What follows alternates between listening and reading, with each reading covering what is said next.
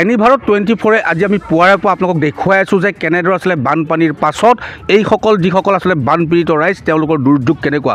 শিৱসাগৰ জিলাৰ পাছত চৰাইদেউ জিলাৰ পুনৰ মাহমৰাৰ যি আচলতে 2 নং বৰপথাৰ গাঁৱত আমি আছোঁ আৰু আমি মোৰ সতীৰ্থই দেখুৱাব যে চাৰিওফালে কেৱল পানী আৰু পানী আৰু একাঠো পানীৰ ওপৰত আমি এই প্ৰতিবেদন আপোনালোকক দেখুৱাবলৈ চেষ্টা কৰিম। দাদা আপুনি ইতিমধ্যে ক'লেই, কিন্তু এটা কথা সুধিছোঁ যে আপোনালোকক প্ৰশাসনৰ ফালৰ পৰা কেনেধৰণৰ খোৱা বস্তু যোগান দিছে, কি দিছে? খোৱা দোৱা মানে কালি মিঠাতেল দিছে, চাউল দিছে, গাখীৰ দিছে, নিমখ দিছে, দাইল দিছে। কিমান পৰিমাণৰ দিছে? চাউল প্ৰায় 3-4 কেজি হ'ব, দাইল দিছে আধা কেজি, গাখীৰ এনেকৈ 200 গ্ৰাম পেকেট, মিঠাতেল 200। এই হৈছে আপোনালোকৰ কাৰণে হ'ব এসাঁজো নহয়। এতিয়া কেইদিনত পানীৰ মাজত আছে আপোনালোক? 4 দিন।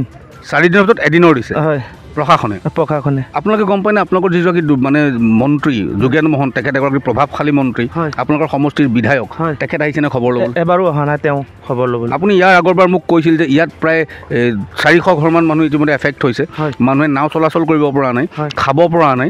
তাৰ পাছত জিলা প্ৰশাসনৰ কোনোবা বিষয়া আহি পেলাই মাজে মাজে খবৰ লৈছেহিনে? এনেকৈ অহা নাই নাই আৰু এজন ব্যক্তি আছে, আমি তেখেতৰ পৰা জানিব চেষ্টা কৰিম। দাদা বেয়া নাপাব, আপোনাৰ ওচৰলৈ আহিছোঁ যে কেনেধৰণৰ অসুবিধাৰ সন্মুখীন হৈছে আপোনালোক এতিয়া? এইটো সুধিব নালাগে, কিন্তু মূলত বিষয় বৰ্তমান মানে কি আমাৰ ইটো চাইডে থকা মানুহখিনি মানে এইফালে আহিব পৰা নাই, কাৰণ এইটো বহুত সোঁত। কালি ইয়াতে নাও 2খন নাও পাল্টি হৈ গৈছে ভূতৰ কাৰণে, নাও লৈও মানে পাৰ হ'ব পৰা নাই। খোৱা বোৱাৰ পৰা ইত্যাদি কৰি গৰু ছাগলী তেওঁলোকে নানা ধৰণৰ মানে অসুবিধাত ভুগি আছে। ইয়াত আচলতে কোনখন নদীয়ে পায়? টিয়কে পায় নে দিচাঙে পায় নে সোণাই নদীয়ে পায়? এয়া দিচাং আৰু আপোনাৰ সোণাই নদী 2খনে পায়। দিচাং টাউকা এই সোণাই যিখন টাউকানে আৰু দিচাং 2খনে পায়। মোৰ সতীৰ্থ উৎপল দেখুৱাব যে আমি আচলতে যিফালে আপোনালোকক এই কেমেৰা আমাৰ ঘূৰিছে তাৰ ইফালে কিন্তু যথেষ্ট সংখ্যক লোক ফচি আছে, বানত আবদ্ধ হৈ আছে তেওঁলোক, কিন্তু তেওঁলোকে নাও লৈ পেলাই এইফালে পাৰ হ'ব পৰা নাই। ইতিমধ্যে এজন ভুক্তভোগী আপোনালোকক কৈছে যে তেওঁলোকে আহিব পৰা নাই, যাৰ কাৰণে তেওঁলোকৰ তাত আচলতে খাদ্য বস্ত্ৰৰ পৰা আৰম্ভ কৰি সকলোবিলাক তেওঁলোকৰ অসুবিধাৰ সন্মুখীন হৈছে। 2খনকৈ নাও ইতিমধ্যে ইয়াত সোঁতৰ কাৰণে ইতিমধ্যে উভতি ধৰিছে বা উলটি গৈছে বুলি তেওঁলোকে জনাব বিচাৰিছে, কিন্তু অৱস্থা এককাল পানী দেখিব যে এককাল পানী। আমাৰ তাৰ আগলৈ আমি যাবলৈ হ'লে অপাৰক, কাৰণ আমাৰো কিছু দায়বদ্ধতা আছে। এগৰাকী মহিলা আছে, মই তেখেতৰ পৰা জানিম। বাইদেউ খোৱা বস্তু দিছেনে? কিবা কিবি খোৱা বস্তু দিছে, কিন্তু মানুহ চাই দিছে, এনেকুৱা দিয়া নাই কিন্তু খাবলৈ কাৰণে। কাৰোবাক দিছে আধা লিটাৰ দিছে, কাৰোবাক দিছে 100 গ্ৰাম দিছে, কিন্তু যোনটো চাইছোঁ সেইটো কৈছোঁ। মানে আপোনালোকক মানুহ চাই দিছে নেকি? মানুহ চাই দিছে। কোনে দিছে এইটো বস্তু? এই পঞ্চায়তত দি আছিলে। পঞ্চায়তত দিছিলে। খাদ্য বস্তুৰ বিষয়ে মই এটা কথা ক'ব বিচাৰোঁ যে যিখিনি মানুহে বানত ডুবি আছে তেওঁলোকে যোৱাটো অলপ পলম হৈ যায়। তেওঁলোকে মানে খাদ্য বস্তুটো সম্পূৰ্ণৰূপে নাপায়। ওচৰ চুবুৰীয়া মানুহখিনি মানে পটককৈ সেইখিনি বস্তু আগে আহি গ'ল, কিন্তু যিখিনি বানত ডুবি আছে বানৰ মানুহখিনি লিষ্ট কৰি তেওঁলোকে আগে দি ল'ব লাগে, তাৰপিছত ওচৰ চুবুৰীয়া মানুহক দিব লাগে। নিশ্চয়কৈ দেখিছে অভিযোগৰ ওপৰত অভিযোগ ইতিমধ্যে উত্থাপন হৈছে। ব্যক্তি বিশেষে ইয়াত সাহায্য প্ৰদান কৰাৰ কথা ইতিমধ্যে যিসকল ভুক্তভোগী বানাক্ৰান্ত ৰাইজে কৈছে।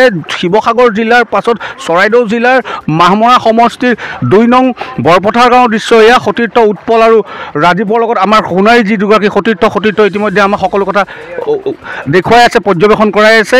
কাৰণ বানপানী আচলতে আহিব যাব, কিন্তু যিসকল বানাক্ৰান্ত তেওঁলোকৰ দুৰ্ভোগ বুজিবৰ কাৰণে কোনোবা আহিব নাই। দাদা আপোনাক কথা এটা সোধোঁ, তাত কিমান মানুহ আছে এইটো চাইডে? আমাৰ তাত 60 ঘৰমান হ'ব, 60-70 ঘৰ হৈ যাব। তেওঁলোকে কিবা সাহায্য পাইছেনে? কিবা গম পাইছে? সাহায্য দি আছে আজি। কি দিছে সাহায্য? চাউল দিছে, দালি দিছে, মিঠাতেল দিছে আৰু আপোনাৰ নিমখ দিছে। পশুধনৰ খাদ্য কিবা দিছে নেকি? আমাৰ পশুৰ মানে আপোনাৰ দানা এতিয়া আহি আছে, পশুদানা হৈ আছে। নিশ্চয়কৈ আমি অলপ আগুৱাই যাম, কাৰণ যোৰহাটৰ পাছত শিৱসাগৰৰ পাছত চৰাইদেউ। এয়াই হৈছে এনি ভাৰতৰ গ্ৰাউণ্ড জিৰ' ৰিপৰ্ট। কাৰণ কোনোৱে আপোনালোকক প্ৰতিবেদন দেখুৱাব পাৰে, কিন্তু আমি সেইসকল ভুক্তভোগীৰ মাজলৈ আহিছোঁ যিসকল ভুক্তভোগী আচলতে বিগত 4 দিন ধৰি পেলাই বানত ককবকাই আছে, তেওঁলোক ওলাই যাব পৰা নাই। একেলগে পশুধনৰ লগত তেওঁলোকে সহৱস্থান কৰিবলগীয়া হৈছে। কোনো মানুহ আহিব পৰা নাই, কাৰণ তেওঁলোকে যি একমাত্ৰ যাতায়াতৰ সম্বল নাওখনো হয়তো উলটি পৰিছে ক'ৰবাৰ সোঁতত, আৰু এইদৰে ঘৰৰ ভিতৰত মানুহ সোমাই আছে। পুনৰবাৰ কৈছোঁ যে যিসকল জনপ্ৰতিনিধি অভিযোগ মৰ্মে জনপ্ৰতিনিধিগৰাকী এই মুহূৰ্তলৈকে তেওঁ কিন্তু এইসকল বানাক্ৰান্তৰ মাজত অহা নাই, কাৰণ তেওঁ নিজে এগৰাকী প্ৰভাৱশালী মন্ত্ৰী আৰু তেওঁৰ এইটো সমষ্টি। মই যোগেন মোহনৰ কথা পোনে কৈছোঁ, তেওঁ সমষ্টি মাহমৰা সমষ্টি তেওঁৰ বিধায়ক আৰু তেওঁ প্ৰভাৱশালী মন্ত্ৰী, আৰু এসময়ত তেওঁ দুৰ্যোগ প্ৰশমন বিভাগৰ এটা গুৰুত্বপূৰ্ণ পদবীটো আছিল। কিন্তু আপোনালোকে দেখিব যে অৱস্থা এয়া, আচলতে অৱস্থা এয়া, একাটো পানী। কি মানুহ, কি গৰু ছাগলী, কি জীৱকুল সকলোৰে কিন্তু একেই সহাৱস্থান। যিয়েই নহওক, এয়াই আছিল আমাৰ চৰাইদেউৰ পৰা any Bharat 24 ground zero' report.